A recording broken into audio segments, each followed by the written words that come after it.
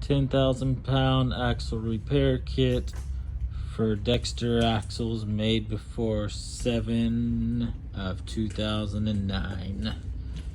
Comes with 2 hub and drums, 2 oil caps, a left-hand brake assembly for 10,000 pound axles, a right-hand brake assembly for 10,000 pound axles, 2 of the 10-51 oil seals, 2 of the tension rings, 16 of the 5/8 cone nuts, 2 inner bearings, which are the 387As, 2 outer bearings, which are the 25580s. And this will pretty much get you going.